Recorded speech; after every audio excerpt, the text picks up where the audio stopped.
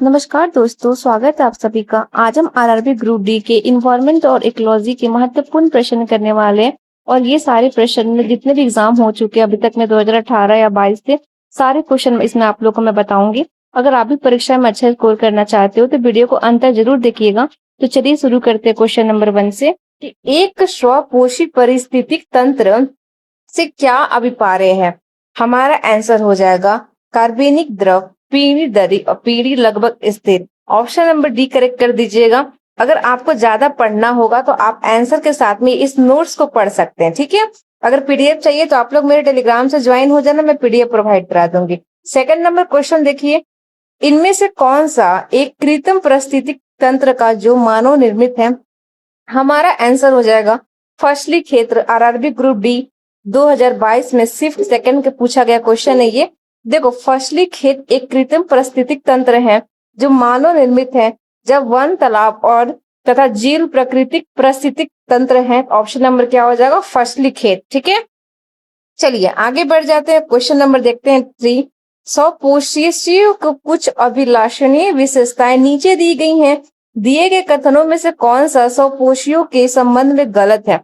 देखो, गलत बोल रहा है तो हमारा कहीं ना कहीं 3 आंसर सही हो जाएगा। तो देखो यहाँ पे तुरंत उपयोग नहीं किए जाने वाले कार्बोहाइड्रेट ग्लाइकोजन के रूप में संग्रहित हो जाता है। ये ऑप्शन हमारा गलत हो जाएगा, ठीक है। तो चलिए यहाँ पे कुछ स्टेटमेंट दिया गया, आप लोग पढ़ सकते हो, लंबा है तो आप लोग खुद से पढ़ लेना स्क्रीनशॉट लेके। 4th नंबर क्वेश्चन देख लेते हैं कि निम्नलिखित को आहार श्रृंखला के अनुसार व्यवस्थित कीजिए। तो पहले दिया गया मेंढक, गरुड़ और धान, सांप और टीनी। इसको हम लोग कैसे करेंगे। तो ऑप्शन नंबर सी देखिए, पहले हो जाएगा धान, उसके बाद हमारा होगा टीडी, फिर होगा मेंढक, फिर होगा सांप और फिर होगा गरुड़, ठीक है। अब देखिए सी, पहले धान, फिर टीनी, फिर मेंढक, फिर सांप, फिर गरुड़। व्यवस्थित क्रम में धान स्वपोषी जीव है जो प्रकाश संश्लेषण द्वारा अपना भोजन बनाता है, इसलिए धान को टीडी खाएगा, टीडी को मेंढक खाएगा, मेंढक को सांप और सांप को गरुड़, ठीक है। आज हमारा विकल्प सी करेक्ट हो जाएगा। चलिए आ जाते हैं 5 नंबर क्वेश्चन के साथ में। उच्च पोषी स्तर में रसायनों में संचयन की प्रक्रिया को क्या कहा जाता है। तो इस प्रक्रिया को कहते हैं जैविक आवर्धन। ऑप्शन नंबर डी करेक्ट हो जाएगा। आप लोग यहाँ से नोट्स पढ़ सकते हो स्क्रीनशॉट लेके, ठीक है। चलिए आते हैं 6 नंबर क्वेश्चन में, देख लेते हैं क्या पूछता है कि इनमें से कौन सा पारिस्थितिकी तंत्र का एक अजैविक घटक है। तो देखो, मृदा हो जाएगा। जीव विज्ञान और पारिस्थितिक तंत्र में अजैविक घटक या अजैविक कारक पर्यावरण के निविष्ट रासायनिक और भौतिक भाग हैं जो जीवित जीवों और पारिस्थितिक तंत्र का कामकाज को प्रभावित करते हैं। ऑप्शन नंबर डी करेक्ट कर लीजिएगा। नेक्स्ट क्वेश्चन देख लेते हैं यहाँ पे 7। स्वपोषी अपने भोजन का संग्रह किस रूप में करते हैं। तो ये करते स्ट्रेच के द्वारा। अब यहाँ से आप लोग पढ़ सकते हैं नोट्स। मैं पढ़ाने बैठी तो बहुत टाइम हो जाएगा, एग्जाम हमारे पास में है। ये देखो आरआरबी ग्रुप डी का पूछा गया क्वेश्चन है शिफ्ट 1 में 2022 के। निम्नलिखित में से कौन सा एक परपोषी जीव है। तो बाघ एक परपोषी जीव हो जाएगा। ऑप्शन नंबर करेक्ट कर लीजिएगा बी, बाघ एक परपोषी जीव है। परपोषी जीव अपने भोजन के लिए किसी अन्य जीव पर निर्भर रहते हैं, जबकि स्वपोषी अपना भोजन स्वयं बनाते हैं, जैसे कि हरे पौधे, नील हरित शैवाल आदि, ठीक है। चलिए 9 नंबर क्वेश्चन पे आ जाते हैं। पर्यावरण के विभिन्न घटकों के बीच ऊर्जा के प्रभाव के संबंध में निम्नलिखित में से कौन सा कथन गलत है। गलत है। देखिए, हरे पौधे के पत्तियों पर पड़ने वाली सौर ऊर्जा में लगभग 10% को अवशोषित करते हैं, तो ये हमारा गलत हो जाएगा स्टेटमेंट। चलिए नेक्स्ट क्वेश्चन देखते हैं यहाँ पे 10 नंबर। निम्नलिखित में से कौन सा कथन किसी भी पारिस्थितिक तंत्र में एक अजैविक घटक के जैविक घटक के साथ अन्योन्य क्रिया दर्शाता है। तो यहाँ पे हम अपना आंसर देख लेते हैं, करेक्ट क्या हो जाएगा। देखो, केंचुए द्वारा मिट्टी में बिल बनाना, ये ऑप्शन नंबर हमारा सही हो जाएगा 10 नंबर का, ठीक है। कुछ यहाँ पढ़ लेते हैं इसके बारे में। केंचुए द्वारा मिट्टी में बल बनाना पारिस्थितिक तंत्र में एक अजैविक घटक का एक जैविक घटक के साथ अन्योन्य क्रिया को दर्शाता है। आंसर कर दीजिएगा ए वाला, ठीक है। चलिए आते हैं 11 नंबर में। देखो, ये भी शिफ्ट सेकंड में पूछा गया क्वेश्चन है। पारिस्थितिक तंत्र का विभिन्न पोषी स्तरों के माध्यम का ऊर्जा प्रभाव तो प्रत्येक उच्चतर पोषी स्तर के साथ कम हो जाता है, ध्यान रखिएगा। चलिए आ जाते हैं 12 नंबर क्वेश्चन में। इनमें से किस अपशिष्ट को जीवाणुओं या अन्य मृत जीवों द्वारा विघटित नहीं किया जा सकता है। विघटित नहीं किया जा सकता है तो प्लास्टिक को, ठीक है, प्लास्टिक हो जाएगा। सी करेक्ट कर लीजिएगा। चलिए आते हैं 13 नंबर क्वेश्चन के साथ हम लोग।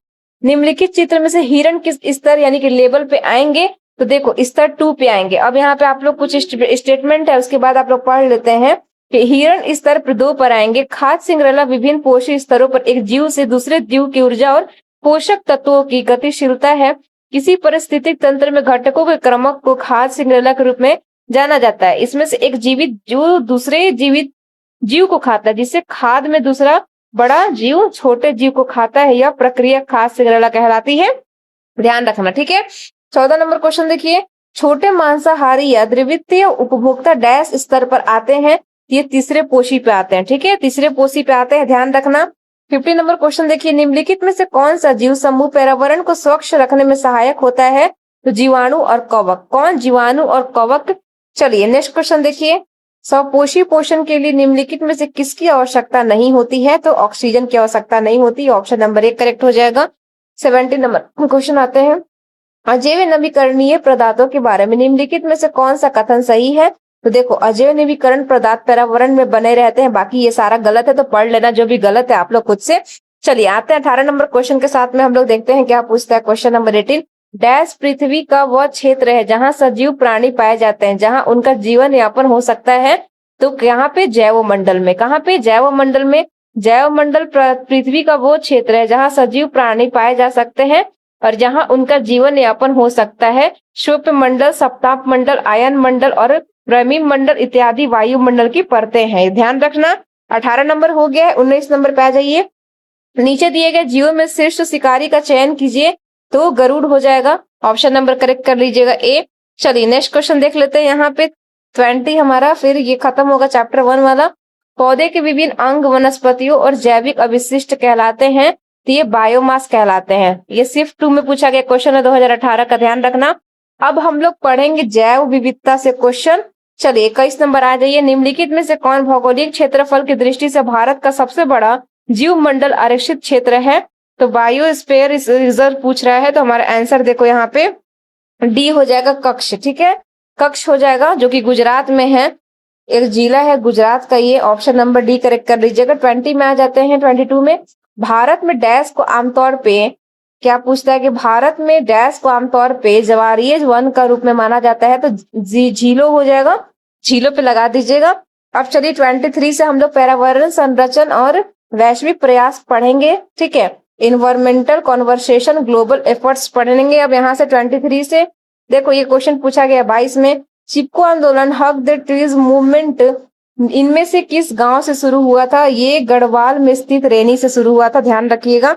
24 नंबर क्वेश्चन देखिए, निम्नलिखित में से किसे वाटरमैन ऑफ इंडिया के रूप में जाना जाता है? तो डॉक्टर राजेंद्र प्रसाद को वाटरमैन ऑफ द इंडिया से जाना जाता है, ध्यान रखना। चलो 25 नंबर पे आ जाते हैं। पूछता है कि नर्मदा बचाओ आंदोलन, एक सेकेंड, नर्मदा बचाओ आंदोलन जैसे कई समूह बड़े बांधों के निर्माण को विरोध करते हैं। किसी बड़े बांध के निर्माण का वो नकारात्मक सामाजिक प्रभाव क्या है जिसका एक ऐसे समूह विरोध करते हैं? तो देखो यहाँ पे हो जाएगा, इसकी वजह से लोगों को प्रतिभा वही जलाशय क्षेत्र में विस्थापित किया जाता है। ऑप्शन नंबर डी करेक्ट कर दीजिएगा। चलिए 26 नंबर क्वेश्चन देखिए, निम्नलिखित में से किसने राजस्थान में जोधपुर के निकट स्थित खेजड़िए गांव में खेजड़ी पेड़ों की सुरक्षा के लिए कितना बोल रहा है 363 अन्य लोगों के साथ अपने जीवन बलिदान दिया था? इनका नाम था अमृता देवी बिश्नोई, ठीक है। चलिए नेक्स्ट क्वेश्चन देखते हैं। 27 आते हैं, निम्नलिखित में से किस आंदोलन की शुरुआत गढ़वाल में हुई थी? तो हमारा आंसर देखो यहाँ पे हो जाएगा चिपको आंदोलन। अभी हम लोग देखें तो चिपको आंदोलन की शुरुआत हुई थी। ऑप्शन नंबर सी करेक्ट कर लीजिएगा। चलिए 28 नंबर पे आ जाते हैं। पूछता है कि राजस्थान में 18वीं शताब्दी में 1700 इसमें अमृता देवी बिश्नोई समुदाय के ऐतिहासिक योगदान क्या था? तो क्या था? तो उन्होंने अपने क्षेत्र में उगने वाले पेड़ों की कटाई को रोकने के लिए अपने प्राणों को आहुति कर दी थी, मतलब कि त्याग दिया था, ठीक है। 29 नंबर क्वेश्चन देख लेते हैं। एक विशिष्ट कस्बे में अनवीकरणीय विशिष्टों के उत्पाद को कम करने के लिए यानी कि रिसाइकिल और रीयूज और रिड्यूस का पालन किए जाने वाला इन तीनों का सही क्रमक क्या है? तो देखिए सही क्रमक ऐसे लग जाता है, पहले रिड्यूस करेंगे, फिर रीयूज, फिर रिसाइकिल, ठीक है। ऑप्शन नंबर 1 करेक्ट कर लेना। चलिए 30 नंबर क्वेश्चन देखते हैं। चिपको आंदोलन के संदर्भ में गलत विकल्प को चयन कीजिए। तो पहले पूरा विकल्प हमारे यहाँ से देख लेते हैं कि पूरा विकल्प क्या है। तो देखिए हमारा एक ही वाला विकल्प गलत है, मैं आपको आगे दिखा दूंगी। यह पेड़ों को बचाने के लिए चलाया गया एक हिंसक आंदोलन है, हिंसक थोड़ी ना था, ठीक है, हिंसक थोड़ी था आंदोलन। चलिए 31 नंबर पे आ जाते हैं, क्या पूछता है ये क्वेश्चन देखो। नर्मदा बचाओ आंदोलन की शुरुआत सरदार, क्या पूछता है कि नर्मदा बचाओ आंदोलन की शुरुआत सरदार सरोवर बांध की ऊंचाई बढ़ाने के खिलाफ विरोध के रूप में हुई थी। बांधों के निर्माण में कुछ हानियों का उल्लेख नीचे दिए गए, इनमें से कौन सा बांध का निर्माण का एक लाभ है? तो देखो यह सिंचाई और विद्युत उत्पादन में सहायक होते हैं, ऑप्शन नंबर सी करेक्ट कर दीजिएगा। चलिए आ जाते हैं 32 नंबर क्वेश्चन देखते हैं। मिदानपुर जिले के अराबड़ी वन क्षेत्र में स्थानीय समुदाय के सक्रिय ऐच्छिक भागीदारी से किस प्रकार के वनों का उल्लेखनीय सुधार हुआ? तो साल के वन में लगा दीजिएगा, ऑप्शन नंबर डी करेक्ट हो जाएगा। 33 पे आ जाइए, 33 नंबर क्वेश्चन पे। निम्नलिखित में से कौन सा पदार्थ जैव नवीकरणीय नहीं है तो कांच का बर्तन और प्लास्टिक कवर हो जाएगा, ठीक है। चलिए 34 नंबर क्वेश्चन देख लेते हैं, क्या पूछता है कि हम अजैव नवीकरणीय उत्पादकों के उपयोग को कैसे कम कर सकते हैं? तो पर्यावरण के अनुकूल पैकेजिंग का उपयोग करके, ठीक है। 35 नंबर देख लेते हैं। 1970 के दशक में चिपको आंदोलन के शुरू करने वाली महिलाएं निम्नलिखित में से किसकी रक्षा करना चाहती थी? तो यह एक अक्षय संसाधन की रक्षा करना चाहती थी। 36 नंबर क्वेश्चन देख लीजिए। अजैव नवीकरणीय का क्या तात्पर्य है? वे पदार्थ जो जैविक प्रक्रियाओं द्वारा विघटित नहीं होते हैं, ऑप्शन नंबर बी करेक्ट हो जाएगा, ठीक है। 37 देखिए क्या पूछता है। डिक्लोफेन का दवा का कारण भारत में डैश की अधिकांश आबादी विलुप्त के कगार पे है, तो गिदो हो जाएगा, ऑप्शन नंबर डी करेक्ट कर लीजिएगा। 38 नंबर क्वेश्चन देखते हैं, बहुत इंपॉर्टेंट है। देखो यहाँ पे पूछता है कि एनर्जी स्वराज्य बस डॉक्टर चेतन सिंह सोलंकी ने डैश को एक प्रोफेसर द्वारा डिजाइन एवं विकसित किए गए, जिसके माध्यम से वह जलवायु परिवर्तन में समन्वित प्रयासों का तालमेल का संयोजित करने की योजना बनाई। तो हमारा आंसर हो जाएगा आईटीआई बॉम्बे हो जाएगा, आईटीआई बॉम्बे पे लगा दीजिएगा। 38 नंबर क्वेश्चन पे देखिए, अवशिष्ट के उत्पादन को कम करने के लिए सर्वाधिक प्रभावी समाधान क्या है? तो मनाही हो जाएगा, रिफ्यूज इसको बोले मनाही, ऑप्शन नंबर डी करेक्ट कर लीजिएगा। चलिए 40 नंबर क्वेश्चन देखिए, विश्व पर्यावरण दिवस 2018 के मेजबान देश कौन सा था? तो हमारा आंसर हो जाएगा Bharat, option number D correct कर लीजिएगा, इंडिया में। 41 देखिए, किस केंद्रीय मंत्रालय ने 2018 में ग्रीन गुड डीड्स अभियान शुरू किया था? ऑप्शन नंबर बी हो जाएगा पर्यावरण वन और जलवायु परिवर्तन मंत्रालय, ठीक है। चलिए आगे बढ़ते हैं क्वेश्चन नंबर 42 के साथ। विश्व पर्यावरण दिवस कब मनाया जाता है? 5 जून को, ध्यान रखना, बहुत अच्छा क्वेश्चन था, बहुत इजी भी है। 43 में आ जाते हैं। जून 2022 तक किस अभयारण्य में एक सींग वाले गेंडे की संख्या सबसे अधिक थी? तो काजीरंगा हो जाएगा, ऑप्शन नंबर डी करेक्ट कर लीजिएगा। चलिए 44 पे आ जाइए। तोडोबा राष्ट्रीय उद्यान भारत के किस जिले में स्थित है? ये है महाराष्ट्र में, ऑप्शन नंबर करेक्ट हो जाएगा बी।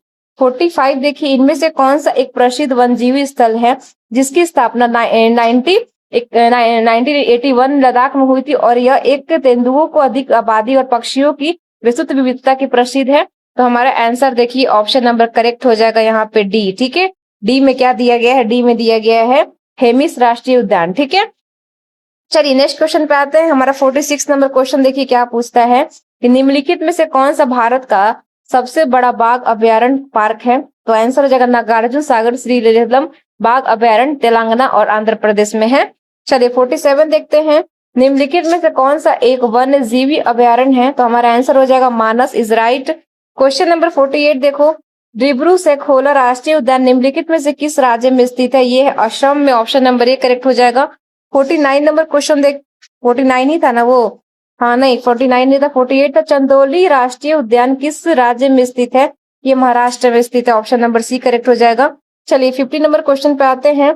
वन जीवों के लिए निर्दिष्ट वह क्षेत्र जिसमें पारिस्थितिक तंत्र और प्राकृतिक संसाधनों तक उनकी आवाज पहुंच होती है, वो डैश कहलाती है? वो राष्ट्रीय उद्यान कहलाती है, ठीक है। चलिए 51 नंबर क्वेश्चन देख लेते हैं। यहाँ पे क्या पूछते हैं कि भारत के उस राज्य की पहचान करें जिसमें बांदीपुर राष्ट्रीय उद्यान स्थित है? कर्नाटक हो जाएगा, ऑप्शन नंबर बी। चलिए नेक्स्ट क्वेश्चन देखते हैं 52, सुंदरवन बायोस्फीयर निम्नलिखित में से किस राज्य में स्थित है? ये है Paschim Bangal, option number D correct हो जाएगा। 53 नंबर देखते हैं, सुंदरवन डैश का घर है? तो रॉयल बंगाल टाइगर हो जाएगा, ऑप्शन नंबर बी करेक्ट कर लीजिएगा। 54 देखो, जिम कैबिनेट राष्ट्रीय उद्यान डैश में स्थित है? तो ये कहाँ स्थित है? ये बच्चों स्थित है हमारा उत्तराखंड में, ठीक है, उत्तराखंड में स्थित है, ऑप्शन नंबर ध्यान रखिएगा बी वाला, ठीक है। 55 देखिए, सिमलीपाल बायो रिजर्व कहाँ स्थित है? ये है उड़ीसा में, ऑप्शन नंबर सी करेक्ट हो जाएगा। 56 नंबर क्वेश्चन पे आते हैं। फूलों की वादी राष्ट्रीय पार्क एक भारतीय राष्ट्रीय पार्क है जो पश्चिमी हिमालय में स्थित है, जो डैश राज्य में है? ये है उत्तराखंड राज्य में। चलिए 57 नंबर देखिए, फूलों की घाटी राष्ट्रीय उद्यान भारत के डैश में राज्य में स्थित है पूछ रहा है, तो ये हमारा उत्तराखंड हो जाएगा। क्वेश्चन नंबर 58 देखो, हाल ही में सिंघाई हिरण के खबरों में किस राज्य का राज जानवर देखा गया है? तो ये मणिपुर हो जाएगा, option number C. 59 number question देखते हैं, नंदा देवी राष्ट्रीय उद्यान डैश राज्य के चमोली जिले में स्थित है? ये उत्तराखंड के चमोली जिले में स्थित है, चमोली डिस्ट्रिक्ट। चलिए आगे बढ़ते हैं 60 नंबर क्वेश्चन के साथ में। चैल वन जीव उद्यान डैश में स्थित है? ये स्थित है हिमाचल प्रदेश में, ऑप्शन नंबर डी करेक्ट हो जाएगा। 61 देखो, संजय गांधी राष्ट्रीय उद्यान कहाँ है? ये है महाराष्ट्र में। चलिए नेक्स्ट तक आते हैं 62 नंबर क्वेश्चन में। वस्ता राष्ट्रीय उद्यान डैश में है? ये है गुजरात में। चलिए नेक्स्ट क्वेश्चन देखिए 63, नंदन कानन प्राणी डैश में स्थित है? ये है Orissa is right question number.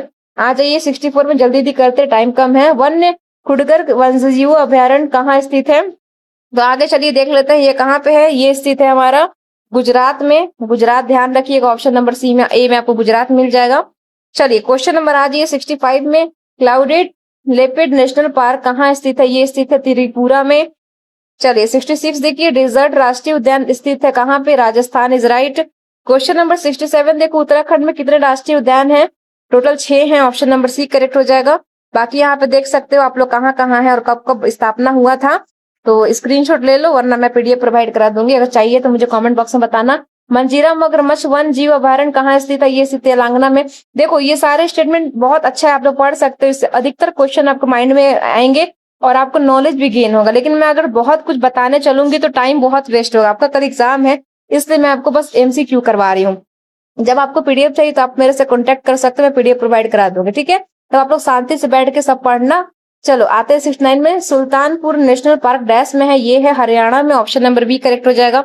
70 number question देखो, पेरियार बाग संरक्षित क्षेत्र है केरल में, ऑप्शन नंबर ए करेक्ट हो जाएगा। 71 देखिए, मध्य प्रदेश में कितने राष्ट्रीय उद्यान है? तो ये 10 हो जाएंगे total, option number B correct कर लेना। 72 देखो, गिर राष्ट्रीय उद्यान कहाँ है? ये है गुजरात में, ऑप्शन नंबर सी करेक्ट हो जाएगा। 73 नंबर क्वेश्चन पे आ गए हम लोग। अब हम लोग प्रदूषण से, पॉल्यूशन से कुछ क्वेश्चन पढ़ेंगे, ठीक है? डैश की भारी मात्रा के वजन से खनन प्रदूषित होती है, तो किसकी? तो धूम धातु मल, ठीक है? चलिए 74 में आइए, वायुमंडल में ओजोन का स्तर कम होने वाला कब शुरू हुआ था? तो ये शुरू हुआ था 1980 में, ठीक है? चलिए 75 में आ जाइए, कौन सी रेखा दिए गए वर्षों में दौरान ओजोन क्षेत्र के आकार में परिवर्तन सर्वोत्तम ढंग से वर्णन करती है? तो हमारा आंसर देखो यहाँ पे हो जाएगा ऑप्शन नंबर सी, रेखा ए। इसका आकार बढ़ रहा है लेकिन अब नहीं बढ़ रहा है, ठीक है? तो यहाँ पे थोड़ा रेखा मैं आपको दिखा देती हूँ, ये देखिए रेखा हम दिखा देते हैं आपको यहाँ पे, ठीक है? चलिए नेक्स्ट क्वेश्चन देखते हैं यहाँ पे 76 क्या पूछता है। चलो 76 देखो, रोगाणु मुक्त पेयजल बनाने के लिए किस रासायनिक उपयोग का किया जाता है? तो हमारा CaOCl2 हो जाएगा, ऑप्शन नंबर करेक्ट कर लीजिएगा बी। चलिए 77 नंबर क्वेश्चन देखिए, इनमें से कौन सा विशिष्ट पर्यावरण का सबसे कम क्षति पहुंचाता है? तो कागज का कप हो जाए, कागज के कप लगा दीजिएगा। 78 देखिए, घरेलू और औद्योगिक ठोस अवशिष्ट के बीच मुख्य अंतर क्या है? तो घरेलू ठोस अवशिष्ट संरचना में विषम होते हैं, ध्यान रखना, ऑप्शन नंबर डी हो जाएगा। चलिए 79 नंबर देखिए, ओजोन छिद्र कहाँ स्थित है? ये अंटार्कटिका के ऊपर ही, ऑप्शन नंबर डी करेक्ट हो जाएगा। चलिए आगे हम लोग 80 नंबर क्वेश्चन पे पूछता है कि हम इंसानों को पेट्रोलियम उत्पादकों पर अपनी निर्भरता क्यों अपनी कम करनी चाहिए? तो पेट्रोलियम की मात्रा परिमित है, ठीक है? 81 नंबर देखिए, निम्नलिखित में से कौन सा विकल्प अवशिष्ट प्रबंधन में 3 आर में एक नहीं है? तो देखो आंसर देखो, रिसाइकिल, रियूज और रिड्यूस होता है, लेकिन रिफ्यूज थोड़ी ना होता है, रिफ्यूज नहीं होता है, रिफ्यूज गलत हो जाएगा, ठीक है? ऑप्शन नंबर बी करेक्ट कर लीजिएगा। चलिए 82 नंबर देखिए, यदि ओजोन परत की पतली हो जाए तो उसका क्या प्रभाव पड़ेगा? तो त्वचा के कैंसर के मामले बढ़ेंगे, ठीक है? चलिए 83 नंबर आ जाते हैं, वायुमंडल के उच्च स्तरों पर स्थित ओजोन डैश अणु कार्यरता यूवी विकिरण के एक उत्पादन है, तो हमारा ऑक्सीजन O2 हो जाएगा, ऑप्शन नंबर ए करेक्ट कर लीजिएगा। चलिए आते हैं 84 के साथ, किसी जीवाणु की उपस्थिति जल प्रदूषण का सूचक है? तो ई कोलाई कोलीफॉर्म हो जाएगा। 85 नंबर देखिए, कार्बन मोनोऑक्साइड एक वायु प्रदूषक क्यों है? तो क्यों है? तो क्योंकि यह रक्त की ऑक्सीजन ले जाने इसके क्षमता को कम कर देता है। चलिए 86 में आ जाते हैं, क्या पूछता है? 86 नंबर क्वेश्चन देखिए इस चैप्टर से, पोल्यूशन से निम्नलिखित में से कौन सा अम्लीय वर्षा के बारे में सही है? तो देखो जब अम्लीय वर्षा नदियों में बहती है तो यह नदी पानी के पीएच मान को कम कर देती है, ठीक है। 87 से ओजोन परत से हम लोग ओजोन लेयर से क्वेश्चन देखेंगे। 87 देखो, ओजोन को एक अणु में कितने ऑक्सीजन परमाणु होते हैं? तो 3 होते हैं, ठीक है। ओजोन के एक अणु में 3 ऑक्सीजन परमाणु होते हैं, ध्यान रखना। 88 नंबर क्वेश्चन देखते हैं, पूछता है यहाँ पे कि पराबैंगनी किरणों के अत्यधिक संपर्क में आने वाला हो सकता है तो त्वचा कैंसर, ठीक है। चलिए 89 नंबर देखिए, निम्नलिखित में से कौन सा रासायनिक वायुमंडल में ओजोन परत के अवशेष के कारण बनता है? CFCS हो जाएगा, ऑप्शन नंबर बी करेक्ट कर दीजिएगा। 90 नंबर देखिए, निम्नलिखित में से कौन सा क्रिया ओजोन परत के मोटाई को बढ़ाने के सौदिक है?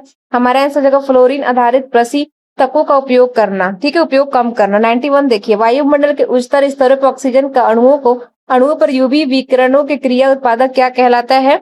क्या होता है? तो ये होता है ऑप्शन नंबर सी करेक्ट कर लीजिएगा, ओजोन कहते हैं, ठीक है। चलिए नेक्स्ट क्वेश्चन देखिए, यहाँ पे आगे हम लोग अब हरित गृह प्रभाव, जलवायु परिवर्तन, ग्रीन हाउस इफेक्ट और क्लाइमेट चेंज से क्वेश्चन देखेंगे 92 नंबर से। इनमें से क्या ग्लोबल वार्मिंग का कारण है? तो वायुमंडल में CO2 की प्रतिशत में वृद्धि। चलिए 93 नंबर क्वेश्चन देखिए, तीव्र ग्लोबल वार्मिंग के रोकथाम करने के लिए हम इनमें से किन प्राकृतिक संसाधनों का उपयोग विवेकपूर्ण ढंग से करना चाहिए? तो कोयला और पेट्रोलियम का, ठीक है। 94 देखिए, स्वदेशी सामग्री का बेहतर प्रदर्शन करने का BrahMos super sonic cruise missile का एक परीक्षण 22 जनवरी 2022 को 10:30 यानी 10:30 बजे उड़ीसा के डैश तट पे एक परीक्षण में रेंज का सफलतापूर्वक पूरा हुआ था। तो कहाँ पे? चांदीपुर इसका नाम है जगह का। चलिए 94 हो गया। 95 नंबर क्वेश्चन देखते हैं, क्या पूछता है कि निम्नलिखित में से कौन सा ग्रीन हाउस गैस का एक उदाहरण है? तो ग्रीन हाउस कार्बन डाइऑक्साइड हो जाएगा। 96 देखिए, अम्लीय वर्षा का पीएच मान होता है तो 5.6 हो जाएगा। 97 देखिए, प्रभावित लोगों की संख्या के मामले में कौन सा महाद्वीप ग्लोबल वार्मिंग के लिए सर्वाधिक पीड़ित होगा? तो एशिया महासागरों के स्तर में वृद्धि, ऑप्शन नंबर बी करेक्ट कर लीजिएगा। 98 देखिए, वायुमंडल में कार्बन डाइऑक्साइड की मात्रा कितनी है? तो ऑप्शन नंबर ए हो जाएगा 0.03%। चलिए 99 देखिए, एक कथन के बाद 2 तर्क 1 और 2 दिए गए हैं, निर्णय करे कथन के संबंध में कौन सा तर्क मजबूत है? कथन ए है। कथन देखो पहला क्या है, क्या ग्लोबल वार्मिंग असली खतरा है? आगे देखो तर्क क्या दिया गया, हाँ यह एक खतरा है जिसके परिणाम स्वरूप समुद्री तल पे वृद्धि, अत्यधिक गर्मी और जंगली आग के खतरे से और सूखे अन्य जलापूर्ति होते हैं। सेकंड क्या दिया गया, नहीं ग्लोबल वार्मिंग कुछ लोगों के द्वारा बनाई गई गलत धारणा है। तो हमारा आंसर देखो क्या होगा, केवल तर्क वो एक मजबूत है, बाकी दूसरा वाला गलत हो जाएगा, ठीक है। अब हम लोग वन एवं वन्य जीव संरक्षण, फॉरेस्ट और वाइल्ड लाइफ कन्वर्सेशन से क्वेश्चन देखेंगे जो कि 100 से स्टार्ट है हमारा। वनों के संबंध में निम्नलिखित में से कौन सा कथन गलत है? देखो यह मृदा का संरक्षण नहीं करते, कथन गलत है। 101 नंबर क्वेश्चन देखिए, स्वतंत्र के बाद भारत में पहली बार वन्य जीव संरक्षण अधिनियम किस वर्ष लागू हुआ था? 1972 हो जाएगा। चलिए 122 देखिए, वनों के संरक्षण हितधारक महत्वपूर्ण भूमिका निभाते हैं, निम्नलिखित में से कौन सा वन हितधारक का नहीं है पूछ रहा है। तो देखो हमारा आंसर यहाँ पे ऑप्शन नंबर सी हो जाएगा, शहरी क्षेत्रों में निवास करने वाले लोग इज राइट।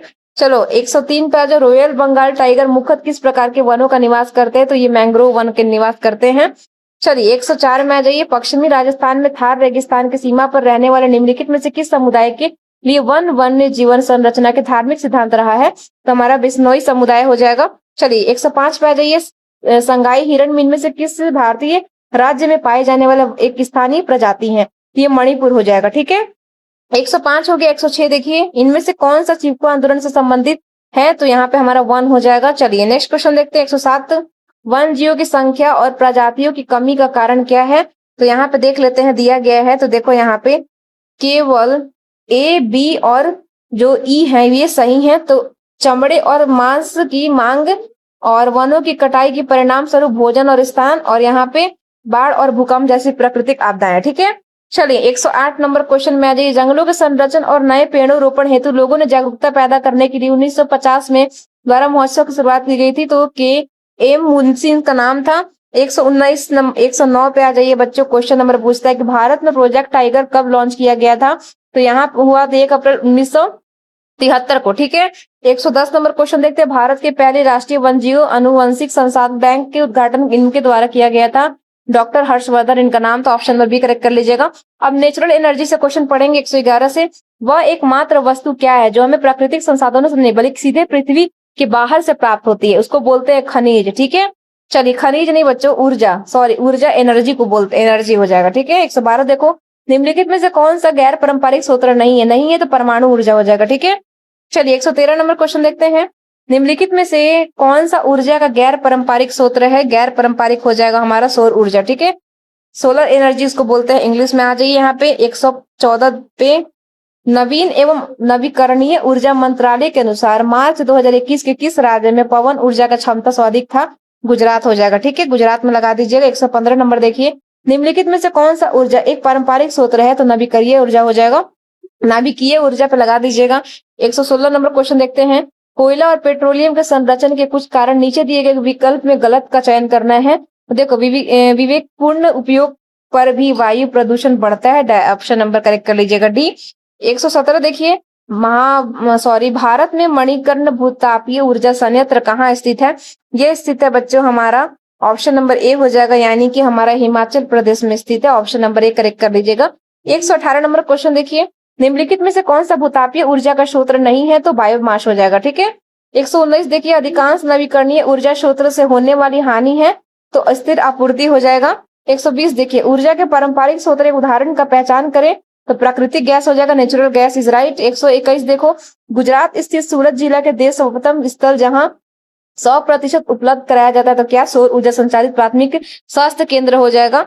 चलिए आ जाते हैं 122 नंबर क्वेश्चन पे। देखो क्या पूछता है कि शक्ति स्थल का सौर ऊर्जा पार्क है जिसका उद्घाटन हाल ही में निम्नलिखित राज्य में हुआ, तो कर्नाटक में हुआ था। ठीक है, 123 देखो, निम्नलिखित में से कौन सा ऊर्जा का नवीकरणीय स्रोत नहीं है? तो गैसोलीन हो जाएगा। चलो आगे बढ़ते हैं और पर्यावरण विधि से देखते हैं क्वेश्चन नंबर यहाँ पे 124 से। निम्नलिखित में से कौन सा स्थल जल संग्रहण पीट बनाने के लिए उपयुक्त नहीं है? तो एक बड़े खुले लैंडफिल स्थल के नजदीक। ठीक है, 125 नंबर देखिए, निम्नलिखित में से कौन सा कथन गलत है? तो जीवाश्म ईंधन अक्षय संसाधन है, ऑप्शन नंबर बी करेक्ट कर दीजिएगा। स्टेटमेंट पढ़ लेना अपने से। देखो, मनुष्य प्राचीन काल से ही एक जल संग्रह करता है। निम्नलिखित ताकलीफ स्तंभ 1 में जल संग्रह संरचना विधि रूप से, और स्तंभ 2 में क्या है अपना उनको अपनाने वाले स्थानों के बारे में जानकारी दी गई। इनमें से सम्मिलन दर्शाने वाला विकल्प चयन करना है, तो हम देख लेते हैं पहले यहाँ पे।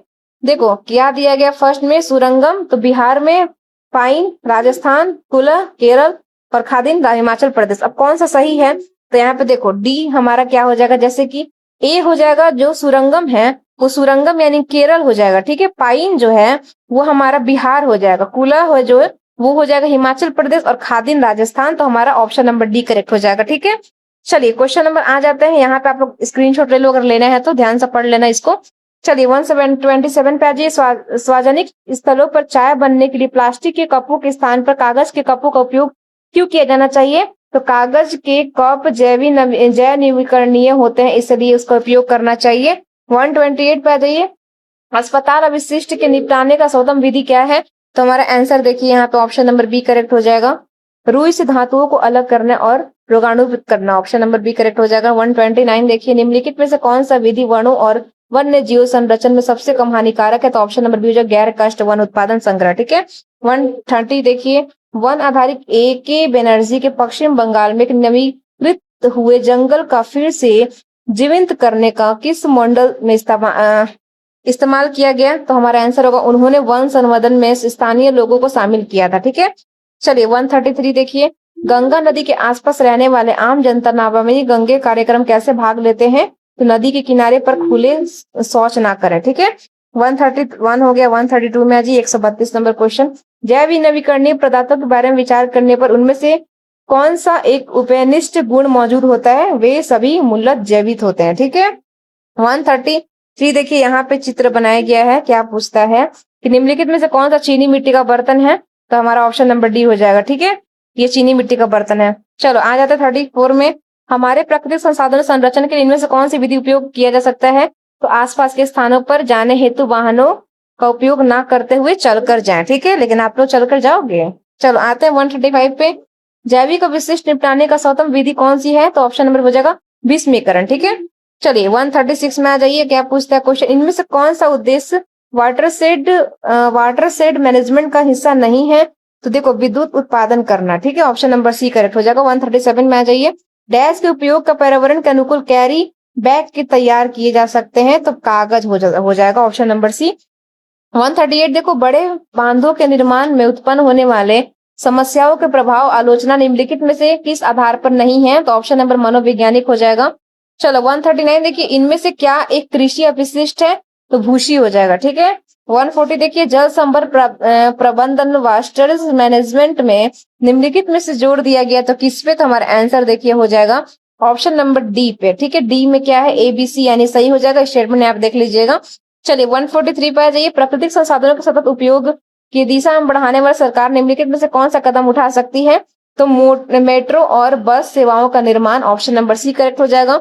142 में आ जाओ, खतरनाक अपशिष्ट निपटाने का सर्वोत्तम विधि क्या है, तो भूमिस्खलन जलाना हो जाएगा, ठीक है। चलिए 43 देखिए, 143, आज के प्रसिद्ध में मनुष्य की अभिवृत्ति में हुए गए किस परिवर्तन के अजीवी नवीकरणीय अपशिष्ट उत्पादन को कुछ हद तक कम करने की सहायता है, तो देखो ऑप्शन नंबर ए हो जाएगा, जूट के थैलों का उपयोग कर सकते हैं। चलो 144 पे आ जाइए, डैश मध्य प्रदेश में पाई जाने वाली एक प्रकार के जल संग्रह प्राणी है, तो बंदिश हो जाएगा, ठीक है। देखो आया हुआ क्वेश्चन है सारा, मैं बताऊंगी नहीं बार बार, लेकिन आप लोग देखते रहोगे, सारा क्वेश्चन आया हुआ है आरआरबी ग्रुप डी 22 में, कभी 18 में।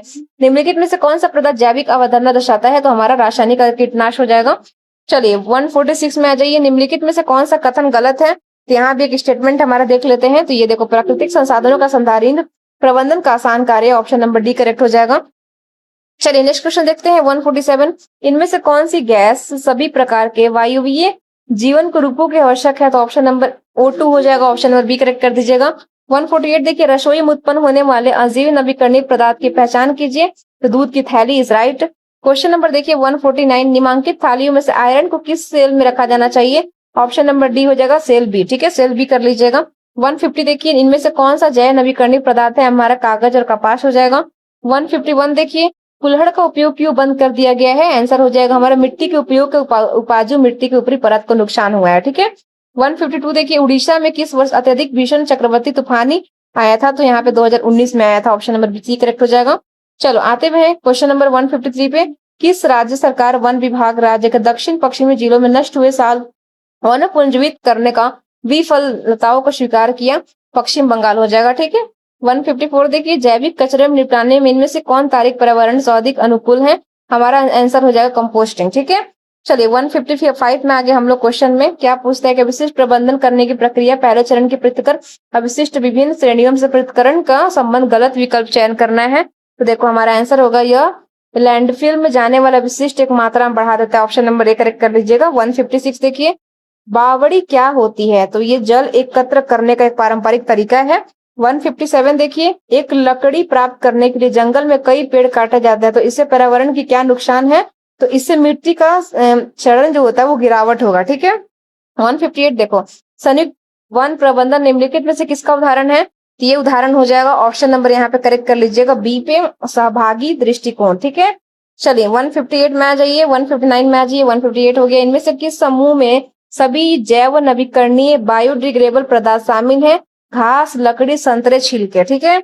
160 में देखिए, एक संस्था का नाम बताइए जिसने पश्चिम बंगाल में सुंदरवन में महिलाओं को वेस्ट टू वेल्थ क्रिएशन कार्यक्रम शुरू किया था, तो ऑप्शन नंबर भारतीय लघु उद्योग विकास बैंक हो जाएगा, ऑप्शन नंबर बी करेक्ट कर लीजिएगा। 161 देखिए, संधारणीय विकास का मुख्य महत्व क्या है, तो भावी पीढ़ी की आवश्यकताओं के लिए प्राकृतिक संसाधनों का संरक्षण करना, ऑप्शन नंबर बी करेक्ट हो जाएगा। चलिए 162 में आ जाते हैं, ये भी क्वेश्चन बहुत इंपॉर्टेंट है, पूछो क्या है, जैव नवीकरणीय प्लास्टिक उद्योग निर्यात साथ साथ मार्केटिंग के लिए भी एक नया उद्योग है, इससे प्लास्टिक के कुछ लाभों और उल्लेख नीचे दिए गए हैं, कौन से विकल्प इसका एक लाभ नहीं है, तो विकल्प सी देखो, कंपोस्ट नहीं किया जा सकता, ठीक है। चलिए 163 में आ जाइए, वे पदार्थ जिन्होंने जैविक प्रक्रिया द्वारा थोड़ा विघटित किया जा सकता है कहलाते हैं, तो ये जैव नवीकरणीय पदार्थ कहलाते हैं। 164 में आ जाओ, निम्नलिखित में से कौन सा जीवाश्म ईंधनों को जलाने के कारण उत्पन्न परिणाम नहीं है, आंसर हो जाएगा वायुमंडल की ऊपरी परतों में जो ओजोन के स्तरों की कमी, ठीक है। चलिए 165 में आ जाइए, यूएनईपी का पूर्ण नाम क्या है, इसका फुल फॉर्म तो यहाँ पे देख लेते हैं, ऑप्शन नंबर डी हो जाएगा, United National Environment Programme correct हो जाएगा, ठीक है। देखो आरआरबी ग्रुप डी का ये 22 में पूछा गया, दोनों शिफ्ट का क्वेश्चन है, ध्यान रखना आ सकता है बच्चों। चलो 66 देखो, हमें प्लास्टिक का उपयोग करने से बचना चाहिए, क्योंकि एंजाइम प्लास्टिक का विघटन कर पाने का अक्षम है, ठीक है, होते हैं। 167 देखो, जल जैसे प्राकृतिक संसाधन के संदर्भ में संरक्षण क्या अभिप्राय है, तो इसका प्रबंधन साझेदारी के साथ करना, ठीक है। 168 में जब मृदा अपरदन पर्यावरण के लिए खतरों में से एक निम्नलिखित में से कौन सा मृदा अपरदन को रोकने के में सहायक हो सकता है? तो समोचन रेखीय जुताई हो जाएगा, ऑप्शन नंबर ए करेक्ट कर लीजिएगा। 169 नंबर क्वेश्चन देखते हैं, ये भी क्वेश्चन बहुत इंपॉर्टेंट है। वन विभाग दूरदर्शी वन अधिकारी डैश आग्रह पे मिदानपुर जिले के आराबड़ी वन क्षेत्र से शुरुआत करते हुए अपनी रणनीति में बदलाव किया। AK बनर्जी ने, option number A C correct हो जाएगा। चलिए 170 में आते हैं। जैव नवीकरणीय विशिष्ट बड़े पैमाने पर उत्पादन के प्रभाव को उल्लेख किए नीचे दिए गए गलत स्थान को चयन करना है। तो हमारे स्टेटमेंट कौन सा गलत हो जाएगा? तो लैंडफिल में भेजे जाने वाले अवशिष्ट की मात्रा बढ़ जाती है, ये गलत हो जाएगा। 171 में आज ये एकल कृषि के कुछ परिणामों का उल्लेख नीचे दिए गए इनमें से कौन सा एकल कृषि से लाभ है? आंसर हो जाएगा, ऑप्शन नंबर करेक्ट कर लीजिएगा, यहाँ पे सी हो जाएगा। यानी कि देखो सी और डी करेक्ट है। सी और डी में क्या क्या दिया गया देख लेते हैं। इनमें उद्योग के लिए विशिष्ट उत्पादन प्राप्त होते हैं, इनमें वन विभाग के लिए राजस्व उत्पन्न होता है। ठीक है, चलिए क्वेश्चन नंबर आज ये 172 में क्या पूछता है कि निम्नलिखित में से कौन सा जैव चिकित्सा विशिष्ट नहीं माना जाता है? तो खाद्य विशिष्ट हो जाएगा। ठीक है, 173 देखिए, हम व्यक्तिगत आधार पर कुछ विधियों पालन करके अवशिष्ट उत्पादन को कम करने में मदद कर सकते हैं। निम्नलिखित में से किस कारण अवशिष्टों को उत्पादन में वृद्धि होगी?